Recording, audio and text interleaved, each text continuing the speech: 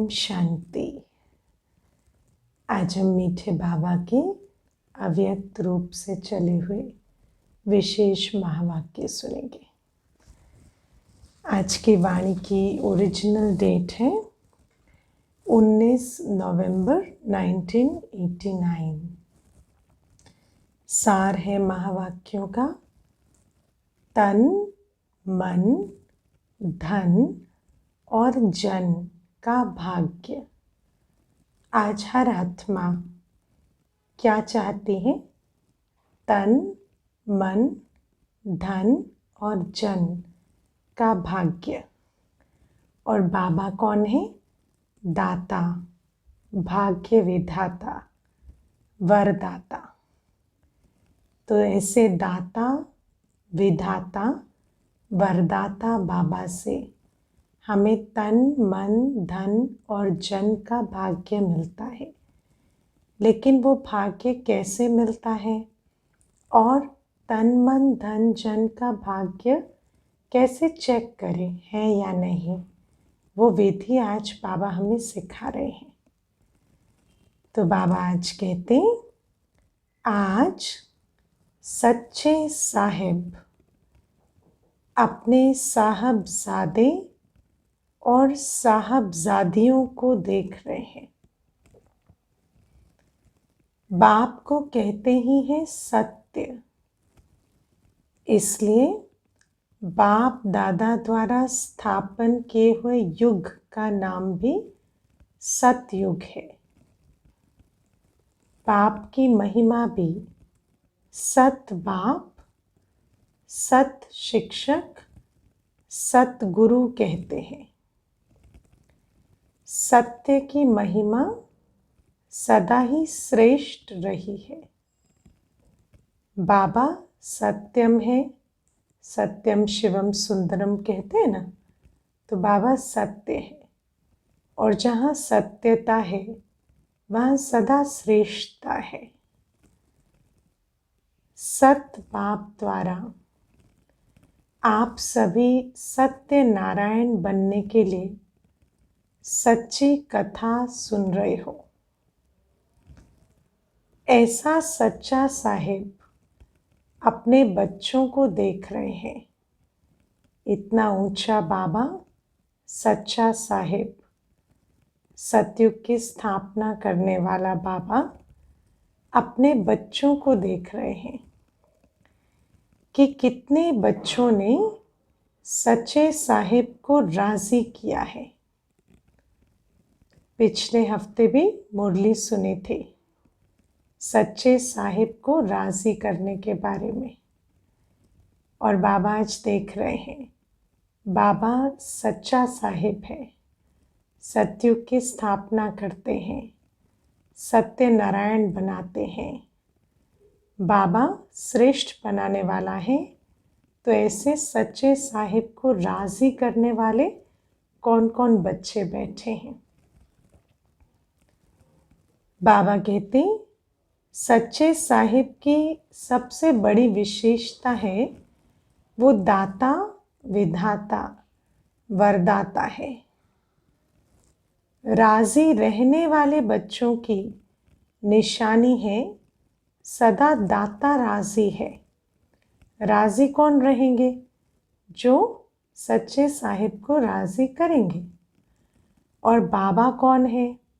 दाता, विधाता, वरदाता। तो जहाँ दाता राजी है वहाँ ऐसी आत्माएं सदा अपने को ज्ञान के खजाने, शक्तियों के खजाने, गुणों के खजाने, सब खजानों से भरपूर अनुभव करेंगी। कभी भी अपने को खजानों से खाली नहीं समझेंगे, क्योंकि जो सर्व खजानों का सागर है, दाता है, वो राजी है। तो ऐसी जो आत्माएं हैं जिन्होंने दाता को राजी किया है, वो कभी भी किसी भी खजाने में, चाहे वो ज्ञान का हो, गुणों का हो, शक्तियों का हो, सर्व खजानों में ऐसी आत्माएं भरपूर होंगी।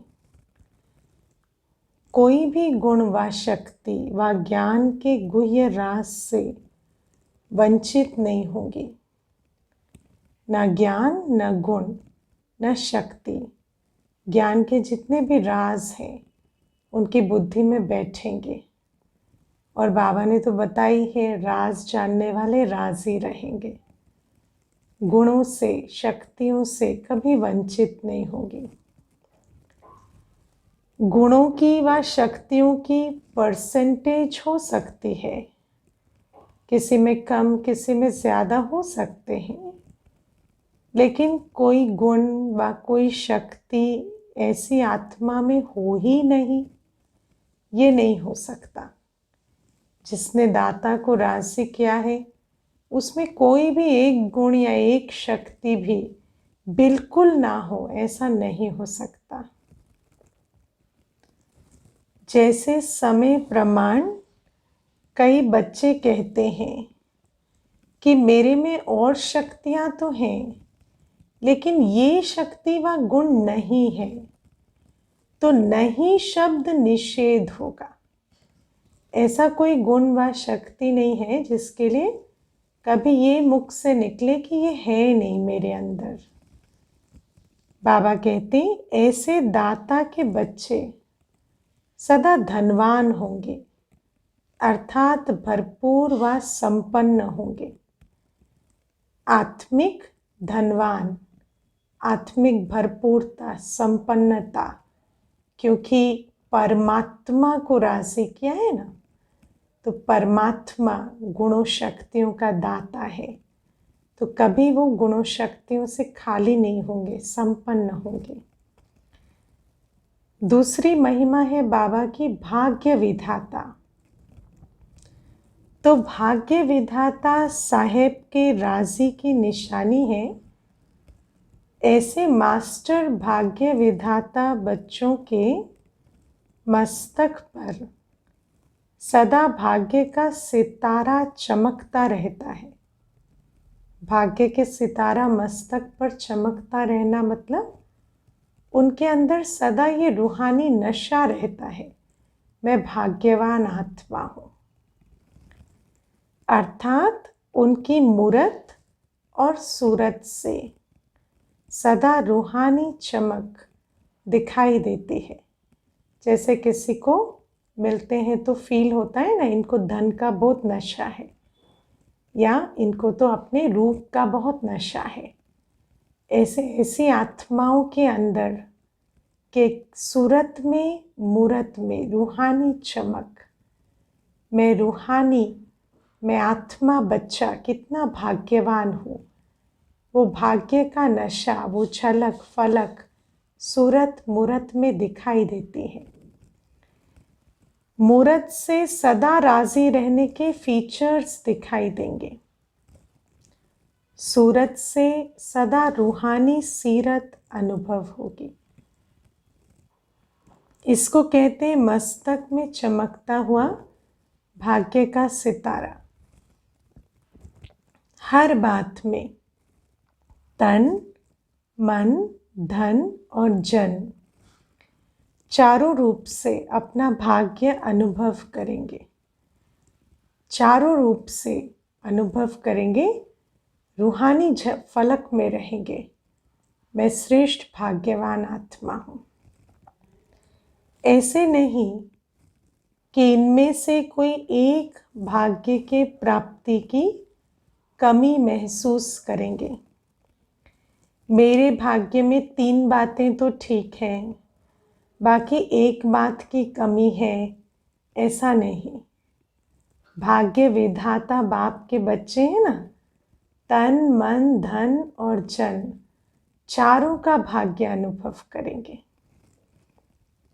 अब सुनना, तन, मन, धन और जन का भाग्य क्या होता है, लेकिन भूलना मत आज बाबा किन बच्चों की बात कर रहे हैं, जिन्होंने दाता विधाता वरदाता बाप को राजी किया है, सच्चे साहेब को राजी किया है।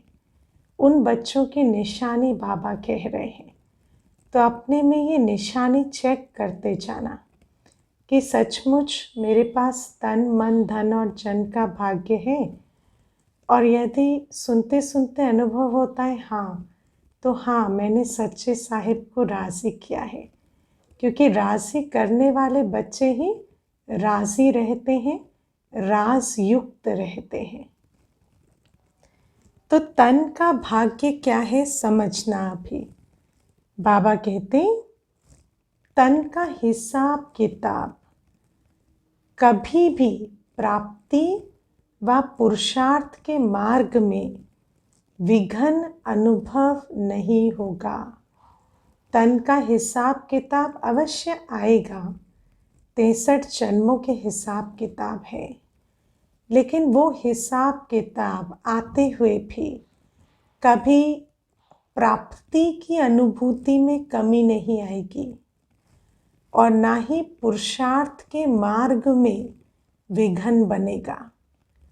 आत्मा की पुरुषार्थ, चाहे वो याद का पुरुषार्थ है, चाहे पढ़ाई है, चाहे धारणा है, चाहे सेवा है, किसी में भी वो तन की जो हिसाब किताब की बात है वो विघ्न अनुभव नहीं कराएगी और कभी भी तन के कारण ये भी अनुभव नहीं होगा कि मुझे कोई प्राप्ति की कमी है।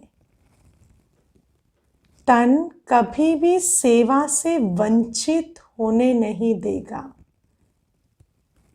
कर्म भोग के समय भी ऐसे भाग्यवान किसी न किसी प्रकार से सेवा के निमित्त बनेंगे। समझा? तन का कर्म भोग होते हुए भी उस समय भी किसी न किसी प्रकार से सेवा के निमित्त बनेंगे।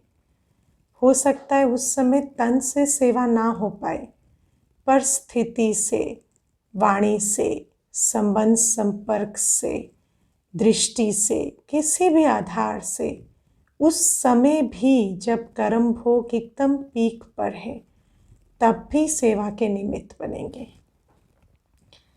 कर्म भोग को चलाएगा, लेकिन कर्म भोग के वश चिल्लाएगा नहीं। चिल्लाना अर्थात कर्म भोग का बार बार वर्णन करना, वह बार बार कर्म भोग की तरफ बुद्धि और समय लगाते रहना, ये होता है चिल्लाना। ये भाग्यवान की निशानी नहीं है कि बार बार कर्म भोग का वर्णन मुख से निकले, बार बार बुद्धि और समय कर्म भोग में लगे। छोटी सी बात को बड़ा विस्तार करना, इसको कहते हैं चिल्लाना।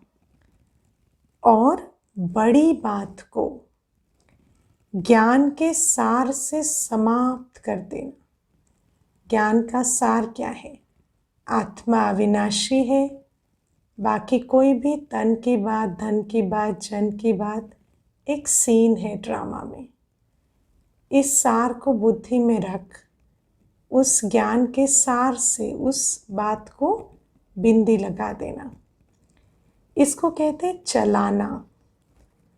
तो बाबा ने क्या कहा?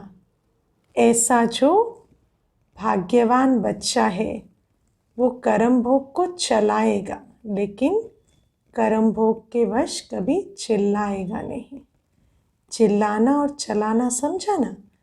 चलाना अर्थात बड़ी बात को ज्ञान के सार से समाप्त कर देना।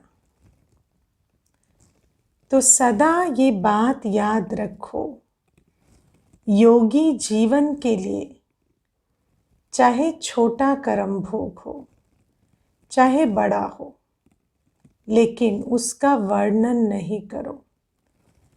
कर्म भोग की कहानी का विस्तार नहीं करो, क्योंकि वर्णन करने में समय और शक्ति उसी तरफ होने के कारण हेल्थ कॉन्शियस हो जाते हैं, सोल कॉन्शियस नहीं। जिस आधार से उस कर्म भोग को पार करना है, सोल कॉन्शियस अवस्था के आधार से वो अवस्था खंडित होकर हेल्थ कॉन्शियस हो जाते हैं जब हम अपना समय और शक्ति उस कर्म भोग के वर्णन में लगाते हैं। ये हेल्थ कॉन्शियस दुनिया में तो हेल्थ कॉन्शियस समझते हैं जो हेल्थ का ध्यान रखते हैं, लेकिन आज बाबा हेल्थ कॉन्शियस उसे कह रहे हैं जो हेल्थ की ऊपर नीचे की बातों को बुद्धि में रखकर उसकी तरफ बहुत बुद्धि को लगाते हैं और समय को भी लगाते हैं। तो बाबा कहते हैं ये जो हेल्थ कॉन्शियसनेस है रूहानी शक्ति से धीरे धीरे नर्वस बना देती है। तो रूहानी शक्ति से शरीर को ठीक कर सके वो फ्लो निरंतर नहीं होता। जब नर्वस होते हैं ना तो क्या होता है, कोई चीज़ आती है पर बोल नहीं पाते। ऐसे ही रूहानी शक्ति हेल्थ को ठीक कर सकती है, लेकिन रूहानी शक्ति से नर्वस हो जाते हैं तो हेल्थ तक वो रूहानी शक्ति पहुंचती नहीं, क्योंकि हमारी बुद्धि जो है वो हेल्थ में फंस गई है। बुद्धि का कनेक्शन अपनी रूहानियत से हट गया है। इसलिए कभी भी ज़्यादा वर्णन नहीं करो। योगी जीवन कर्मभोग को कर्मयोग में परिवर्तन करने वाला है। ये है तन के भाग्य की निशानियाँ। समझा, तन का भाग्य किसके पास है? अब चेक करना, मैं तन से भाग्यवान आत्मा हूँ। दूसरा, मन का भाग्य। मन सदा हर्षित रहेगा, क्योंकि भाग्य के प्राप्ति की निशानी हर्षित रहना ही है। जिसके पास बहुत भाग्य हो उसकी निशानी क्या होती है? खुश रहेगा, यही तो ना। जो भरपूर होता है वो सदा ही मन से मुस्कुराता रहता है। मन के भाग्यवान सदा इच्छा मात्रम अविद्या की स्थिति वाले होते हैं। मन के भाग्यवान आत्माओं को कभी भी वो रॉयल्टी से नीचे नहीं आते। चाहिए की भाषा उनके मन में नहीं होती। इच्छा मात्रम अविद्या होते हैं। उनके मन में एक ही गीत होता है, पाना था सो पा लिया। भाग्य विधाता के राजी होने के कारण सर्व प्राप्ति संपन्न अनुभव करने के कारण मन का लगाव व झुकाव व्यक्ति व वस्तु के तरफ नहीं होगा। क्योंकि अगर व्यक्ति वस्तु की तरफ मन की आकर्षण होगी, लगाव झुकाव होगा, तो फिर ज़रूर है कि ऐसी आत्मा का मन तो एक रस नहीं हो सकता। तो ऐसे एक रस खुशी के गीत गाने वाले जो बच्चे होते हैं उनको बाबा मिला, इसकी खुशी है। बाबा के द्वारा सर्व खजानों से स्वयं को संपन्न बनाया है। इसलिए कभी भी किसी व्यक्ति व वस्तु की तरफ लगाव व झुकाव नहीं होता। इसको ही सार रूप में कहते हो मन मना भव। सबके बीच रहते भी मन की खुशी का आधार बाबा से है। मन को बाप के तरफ लगाने में मेहनत नहीं होगी, लेकिन सहज ही मन बाप की मोहब्बत के संसार में रहेगा। कभी भी मन को बाबा में लगाने में मेहनत नहीं, बाबा की मोहब्बत के संसार में ही मन डूबा रहेगा। एक बाप दूसरा ना कोई, इसी अनुभूति को मन का भाग्य कहते हैं। है मन के भाग्यवान आत्माएं हैं, है ना। तीसरा, धन का भाग्य। तो धन के भाग्य में पहली बात, सबसे बड़ा धन क्या? ज्ञान धन। तो ये तो है ही, ज्ञान धन तो है ही, क्योंकि बाबा के बच्चे हैं तो इस धन में तो कोई कमी नहीं है। ज्ञान धन तो है ही, लेकिन स्थूल धन का भी महत्व है। तो धन के भाग्य का अर्थ ये नहीं कि ब्राह्मण जीवन में लाखों पति व करोड़पति बनेंगे, लेकिन धन के भाग्य की निशानी है कि संगम युग पर जितना आप ब्राह्मण आत्माओं को खाने पीने और आराम से रहने के लिए आवश्यकता है, उतना आराम से मिलेगा। कभी भूखे नहीं ही सोएंगे, कभी कोई ऐसी बहुत कष्ट की बात या उतने मिनिमम के लिए बहुत मेहनत लगे, ऐसा नहीं होगा। वो आराम से मिलेगा। और साथ साथ धन चाहिए सेवा के लिए, है ना। और ब्राह्मण बच्चों को क्या चाहिए? हमारी तो लाइफ बड़ी सिंपल है, तो सिंपल लाइफ के लिए सब कुछ मिलेगा। और फिर सेवा के लिए धन चाहिए, तो सेवा के लिए भी कभी समय पर कमी व खींचातान अनुभव नहीं करेंगे। सेवा के लिए जो भी चाहिए वो मिलेगा, ऐसा अनुभव नहीं करेंगे कि तंगी है, नहीं है, नहीं, समय पर मिल जाएगा।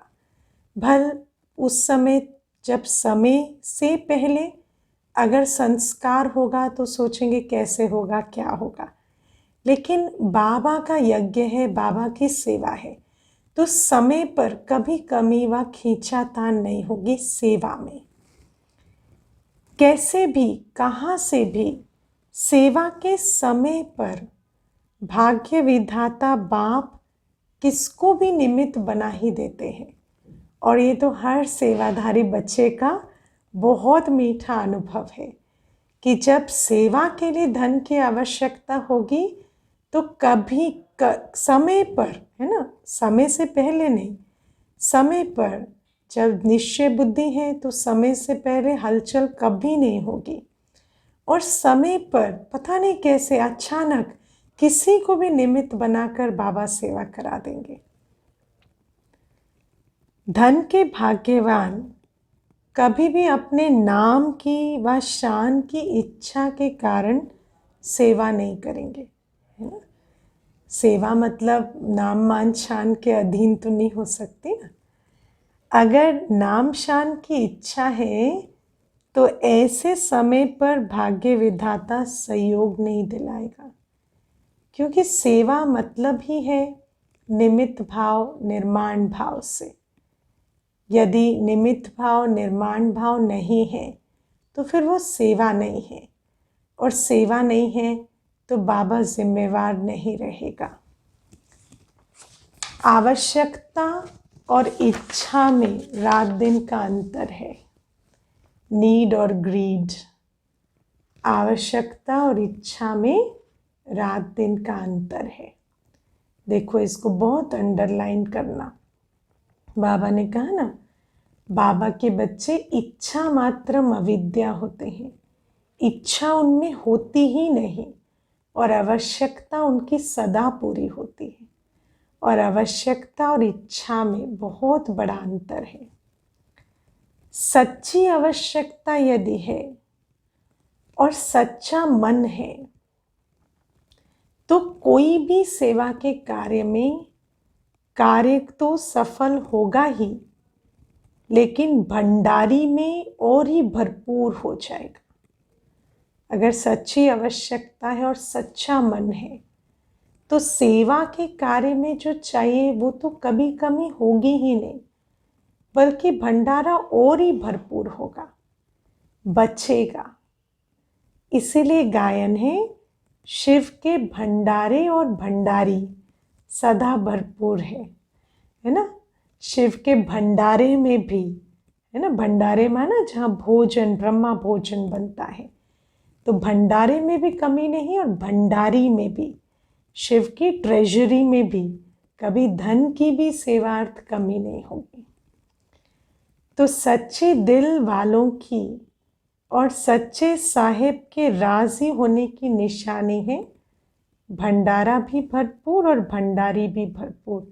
अंडरलाइन किया, सच्चा साहिब राजी होता है जब दिल सच्ची होती है। तो जिनकी दिल सच्ची है, जिन पर सच्चा साहिब राजी है, उनका भंडारा और भंडारी सदा भरपूर हैं। ये है धन के भाग्य की निशानी। विस्तार तो बहुत है, लेकिन सार में सुना रहे हैं। चौथी बात, जन का भाग्य। जन अर्थात ब्राह्मण परिवार व लौकिक परिवार। लौकिक संबंध में आने वाली आत्माएं व अलौकिक संबंध में आने वाली आत्माएं दोनों। तो जन के द्वारा भाग्यवान की पहली निशानी है, जन के भाग्यवान आत्मा को जन द्वारा सदा स्नेह और सहयोग की प्राप्ति होती रहेगी, है ना। आत्माएं उनके लिए पेपर का रूप बनकर नहीं आएंगी। और बाबा ने ये भी बताया है कितना परसेंटेज का हिसाब है, वो भी सुनेंगे। लेकिन मेजॉरिटी जो हमारे लौकिक और अलौकिक जन है, संबंध है, उनसे स्नेह भी मिलेगा, सहयोग भी मिलेगा। कम से कम 95% आत्माओं से प्राप्ति का अनुभव अवश्य होगा। पहले भी सुनाया था कि 5% आत्माओं का हिसाब किताब भी चुक्त होता है। 5% तो मार्जिन है। 100 में से, है ना, कोई 5 होंगे, 20 में से कोई 1 होगा जिसके साथ हिसाब किताब थोड़ा रहता है। इसीलिए उन्हों द्वारा कभी स्नेह मिलेगा, कभी परीक्षा भी होगी। और ये अलौकिक परिवार से भी हो सकते हैं, लौकिक से भी हो सकते हैं। लेकिन 5% से ज़्यादा नहीं होना चाहिए। 5% से ज़्यादा है तो फिर अपनी दिल को देखना है, सच्चे साहिब को राज़ी करना है। ऐसी आत्माओं से भी, अब ये जो 5% है ना, इनसे भी धीरे धीरे शुभ भावना, शुभ कामना के द्वारा हिसाब को चुक्त करते रहो। जब हिसाब चुक्त हो जाएगा तो किताब भी खत्म हो जाएगा ना, फिर हिसाब किताब रहेगा ही नहीं। कितने सुंदर बाबा कहते हैं, हिसाब का किताब ही खत्म हो जाएगा। ये 5% भी जो स्नेही सहयोगी नहीं है, वो भी शुभ भावना और शुभ कामना के आधार से धीरे धीरे स्नेही सहयोगी बन जाएंगे। तो भाग्यवान आत्मा की निशानी है जन के रहे हुए हिसाब किताब को सहज ही चुक्त करते रहना और 95% आत्माओं द्वारा सदा स्नेह और सहयोग की अनुभूति करना। जन के भाग्यवान आत्माएं जन के संपर्क संबंध में आते सदा प्रसन्न रहेंगी। वो ऐसा नहीं कि कोई जन के संबंध संपर्क में आने में कतराएंगी, किनारा करेंगे, नहीं। वो संबंध संपर्क में आते सदा प्रसन्न रहेंगे। प्रश्न चित्त नहीं, लेकिन प्रसन्न चित्त। ये ऐसा क्यों करता व क्यों कहता है, ये बात ऐसे नहीं, ऐसे होनी चाहिए की भाषा वो नहीं करते। चित्त के अंदर ये प्रश्न उत्पन्न होने वाले को प्रश्न चित्त कहा जाता है। और प्रश्न चित्त कभी भी सदा प्रसन्न नहीं रह सकता। तो बाबा के ऐसे बच्चे जिन्होंने बाबा को राज़ी किया है, उनके अंदर ऐसी मन की उलझन की सजाएं नहीं होंगी। वो सदा प्रसन्न रहेंगे। बड़े परिवार के बीच, बेहद के परिवार के बीच जन का सुख अनुभव करेंगे। चित्त के अंदर ये प्रश्न उत्पन्न होने वाले को प्रश्न चित्त कहा जाता है। और प्रश्न चित्त कभी सदा प्रसन्न नहीं रह सकता। उसके चित्त में सदा क्यों की क्यों लगी रहती है। क्यों की क्यों अर्थात क्यों का कोई जवाब तो होता नहीं ना, क्योंकि ड्रामा में जो है जैसा है वैसा है। तो जो क्यों पूछता है ना, ऐसा क्यों है, वैसा क्यों है, ऐसा किए क्यों ऐसा करता है, वो ऐसा क्यों नहीं करता, तो वो क्यों क्यों क्यों क्यों की क्यों लग जाती है, कतार लग जाती है, क्योंकि क्यों का कोई उत्तर नहीं है। इसलिए उस क्यों को समाप्त करने में ही समय चला जाता है। और ये क्यों फिर ऐसी होती है जो आप छोड़ना चाहो तो भी नहीं छोड़ सकते, समय देना ही पड़ेगा, है ना। क्योंकि रचना को रच देते हैं तो पालना तो करनी ही पड़ती है, और पालना में समय जाता है, और फिर अगर उसको विनाश करना है तो उसमें भी समय जाता है। तो जो ये क्यों की रचना करते हैं ना, वो जब इससे तंग भी आ जाते हैं, मेरे अंदर क्यों इतनी कंप्लेन, देखना आत्माएं आती है ना, कहेंगी मैं हर बात में कंप्लेन मोड में रहती हूँ, मुझे इसे ठीक करना है। लेकिन सिर्फ करना है, छोड़ना चाहते हैं तो छूट नहीं जाएंगे, फिर उसमें काफ़ी मेहनत करनी पड़ती है। लेकिन भाग्यवान कौन होते हैं जिनको ये क्यों का संस्कार ही नहीं होता। वो सबके संबंध संपर्क में आते वंडर खाते हैं, वहाँ मेरा लौकिक परिवार, वहाँ मेरा ईश्वरीय परिवार, सबके संस्कारों को देखते, है ना, रचना को देखते वंडर खाते हैं, कभी क्यों नहीं करते, प्रसन्न चित्त रहते हैं। तो बाबा कहते हैं क्योंकि इस क्यों का रचता आप हो। जब रचना रच ली तो पालना करनी ही पड़ेगी, पालना से बच नहीं सकते, चाहे कितने भी मजबूर हो जाओ, लेकिन समय एनर्जी देनी ही पड़ेगी। इसलिए इस व्यर्थ रचना को ही कंट्रोल करो, ये बर्थ कंट्रोल है। अगर मन बुद्धि को क्यों में लगाया ना, तो फिर उसकी कोई अंत नहीं है। इसलिए ये व्यर्थ की जो संकल्प है, इनका बर्थ कंट्रोल करो। पहले ही ज्ञान की शक्ति से सार में आ जाओ। विस्तार में गए फिर सार में आना बहुत मुश्किल हो जाएगा। समझा? हिम्मत है? जैसे लोग कह देते हैं ना कि ये तो ईश्वर की देन है ना कितने बच्चे होंगे और कहेंगे ईश्वर की देन है, हमारी गलती थोड़ी है। ऐसे यहाँ हम अपने संकल्पों के लिए भी कह देते हैं। ऐसे ही ब्राह्मण आत्माएं फिर कहती हैं ड्रामा की नूंद है, लेकिन ड्रामा के मास्टर क्रिएटर, मास्टर नॉलेजफुल बन हर कर्म को श्रेष्ठ बनाते चलो। ड्रामा तो शक्तिशाली है, लेकिन हम बच्चे तो ड्रामा को भी जानने वाले मास्टर क्रिएटर, मास्टर नॉलेजफुल हैं। तो हम ड्रामा का बहाना ना दें, हम मास्टर क्रिएटर, मास्टर नॉलेजफुल की अवस्था से व्यर्थ का बर्थ कंट्रोल करें। अच्छा, अब बाबा कहते हैं टीचर्स ने सुना सच्चा साहेब मेरे ऊपर कितना राज़ी है, इसका राज तो सुना ना। अगर सच्चा साहेब राज़ी है तो ये चारों बातें जो बाबा ने सुनाई, तो तन मन धन और जन का भाग्य अनुभव करते होंगे जीवन में। राज सुनने से सभी टीचर्स राजयुक्त बनी, व दिल में आता है कि इस भाग्य की मेरे में कमी है, क्योंकि सुनते हैं तो रियलाइज़ तो करते हैं। कभी धन की खींचातान में, कभी जन की खींचातान में ऐसे जीवन का अनुभव तो नहीं करते हो ना। सुनाया था एक ही स्लोगन विशेष निमित्त टीचर्स के प्रति, लेकिन है सभी के प्रति, है ना। कौन सा स्लोगन? हर बात में बाप की श्रीमत प्रमाण जी हजूर करते रहो।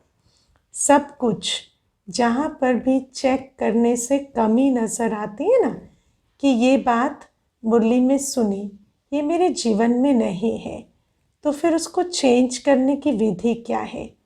हर बात में जो श्रीमत प्रमाण बाबा की जो मत है ना, उसमें जी हजूर, जी हजूर। बच्चों का जी हजूर करना और बाप का बच्चों के आगे हाजिर हजूर हो जाना।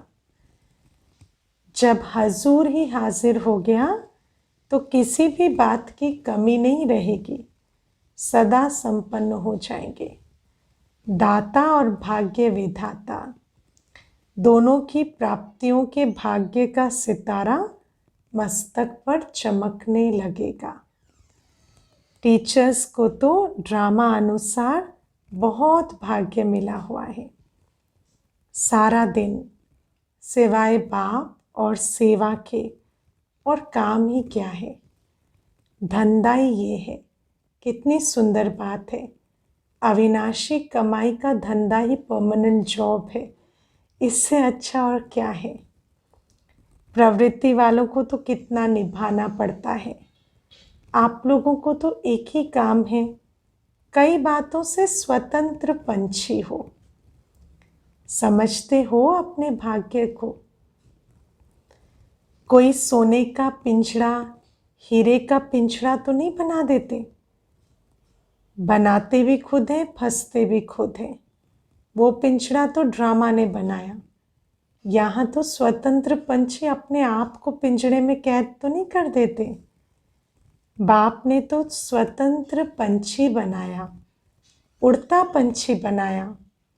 बहुत बहुत लकी हो, समझा? हर एक को भाग्य की विशेषता अवश्य मिली हुई है। प्रवृत्ति मार्ग वालों की विशेषता अपनी है, टीचर्स की विशेषता अपनी है, गीता पाठशाला वालों की विशेषता अपनी है। भिन्न भिन्न विशेषताओं से सभी विशेष आत्माएं हो। लेकिन सेवा केंद्र पर रहने वाली निमित्त टीचर्स को तो बहुत अच्छा चांस है भाग्य विधाता को राजी कर भाग्यवान बनने का। अच्छा, आज फिर पार्टियों की मुलाकात है। तो पंजाब, हरियाणा और हिमाचल ग्रुप से बाप दादा मिलन मना रहे हैं। बाबा कहते सभी अपने को महावीर और महावीरनिया समझते हो। महावीर तो हो, लेकिन सदा महावीर हो या कभी महावीर, कभी थोड़ा कमजोर हो जाते हो। सदा के महावीर अर्थात सदा लाइट हाउस और माइट हाउस। माया आएगी पर माया पर सदा विजय प्राप्त कर कर लाइट माइट संपन्न अवस्था में एक रस रहने वाले, ऐसे को कहेंगे महावीर। ज्ञान है लाइट और योग है माइट। तो कभी भी ऐसी कोई बात नहीं हो जिससे हमारा कोई भी कर्म ज्ञान स्वरूप से अलग हो जाए, श्रीमत से हट जाए, और कोई भी ऐसी बात हमें बाबा की याद को विस्मृत कर दे, ऐसा ना हो। तो महावीर अर्थात ज्ञानी तो आत्मा भी और योगी तो आत्मा भी, सदा बाबा की याद में रहे, ज्ञानयुक्त कर्म करने वाली आत्मा।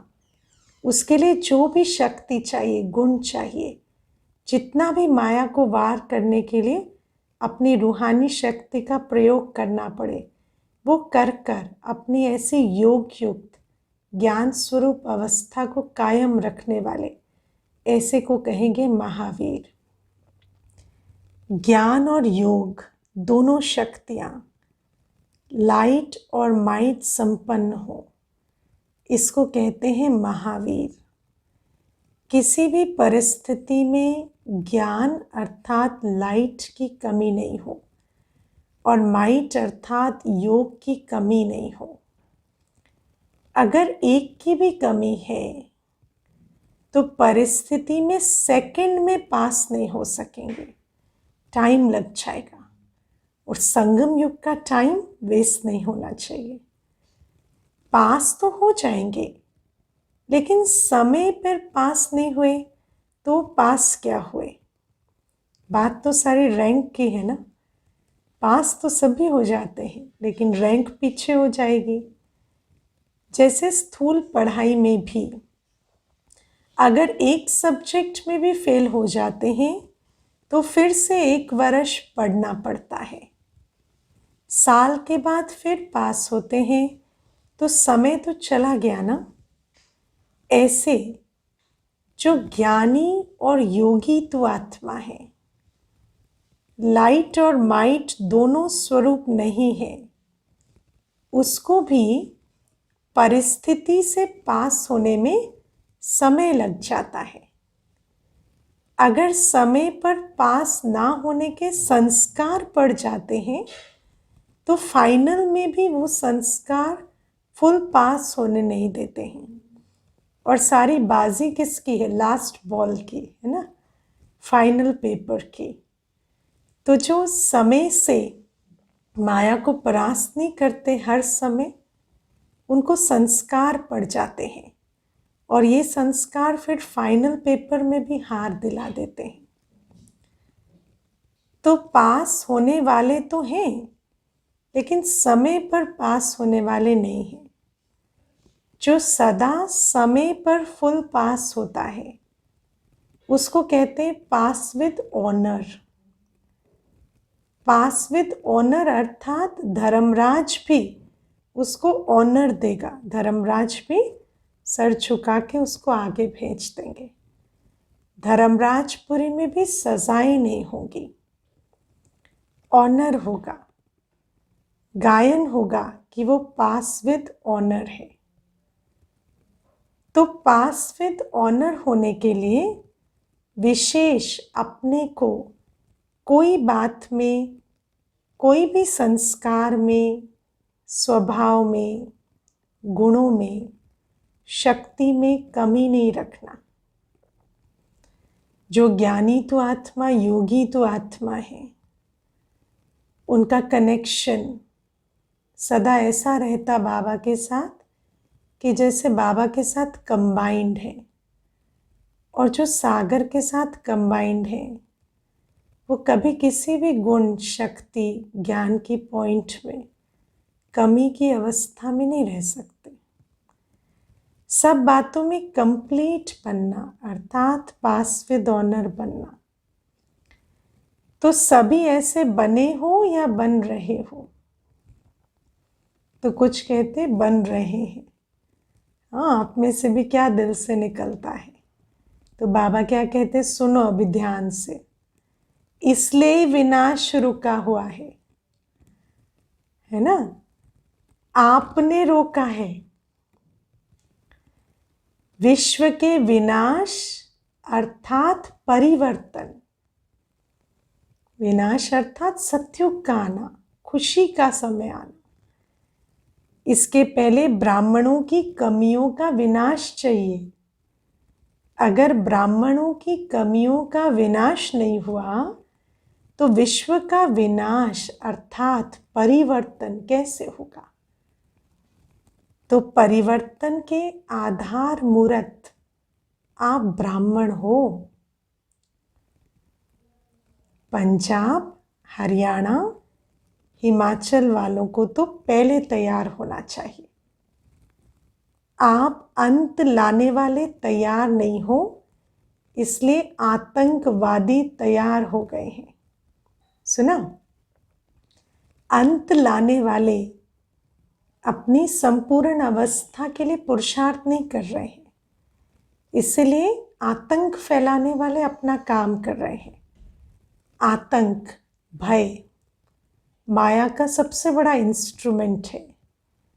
और माया अपना भय का इंस्ट्रूमेंट क्यों बढ़ा पाती है?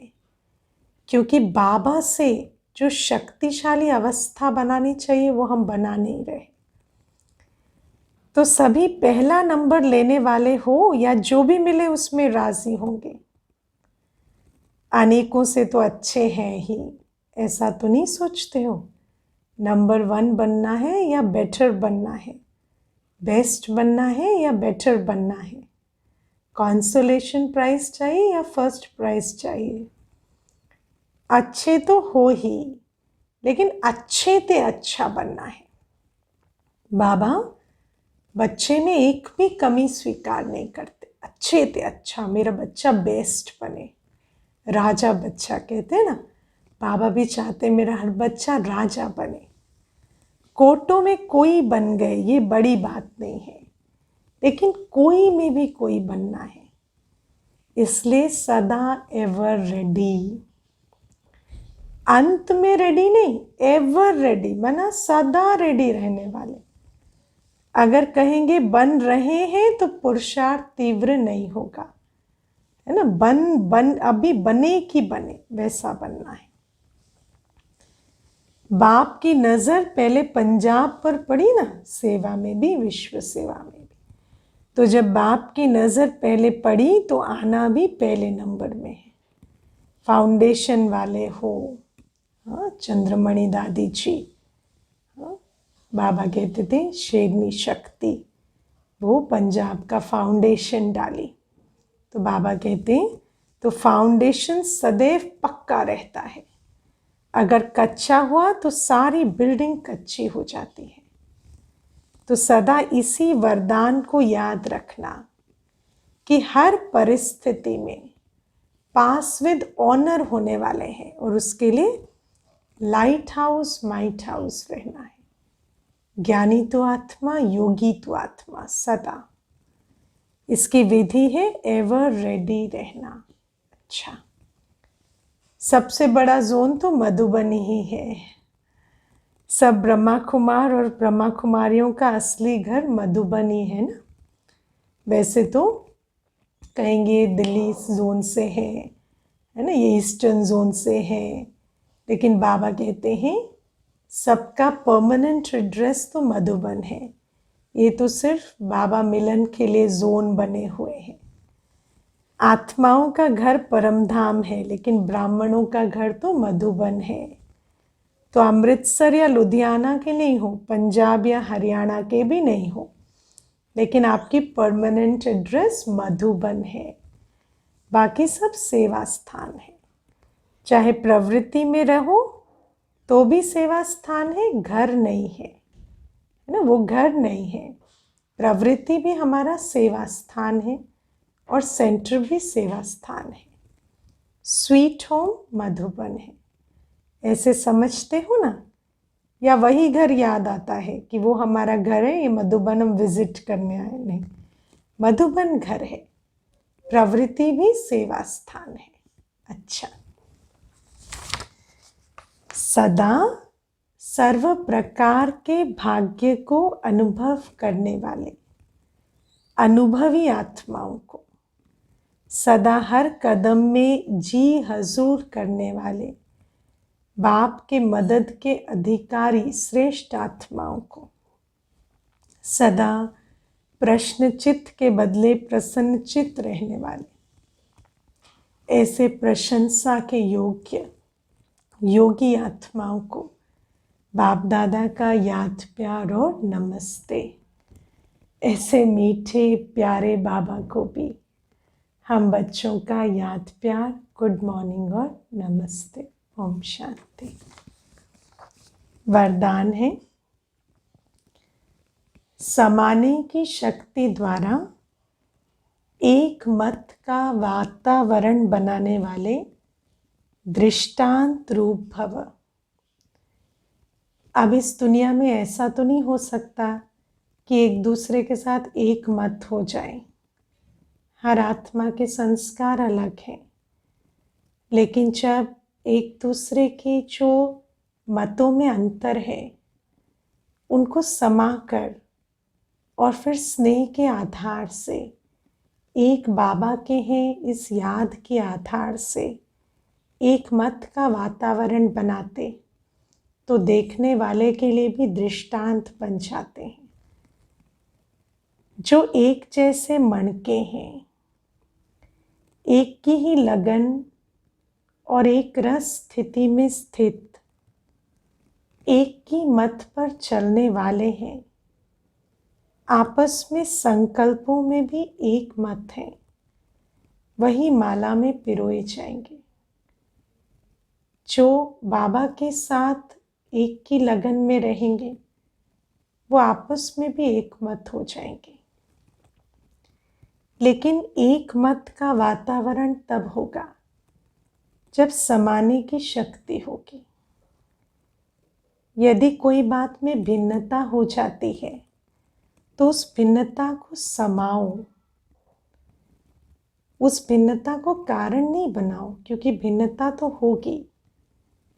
तब आपस में एकता से समीप आएंगे और सबके आगे दृष्टांत रूप बनेंगे। क्योंकि आजकल कहीं भी एकता नहीं है।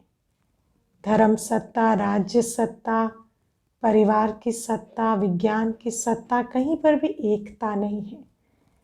तो समाने की शक्ति के आधार से एकता का एग्जाम्पल बनने वाले दृष्टांत रूप बन जाते हैं। स्लोगन है, हर संकल्प, वाणी और कर्म में रूहानियत धारण करो, तब सर्विस में रौनक आएगी। सेवा तो सभी कर रहे हैं संकल्प, वाणी और कर्म से, लेकिन सेवा में रूहानियत लाओ, तब सेवा की रौनक होगी। बाबा कहते एडिशन करो रूहानियत की। ओम शांति।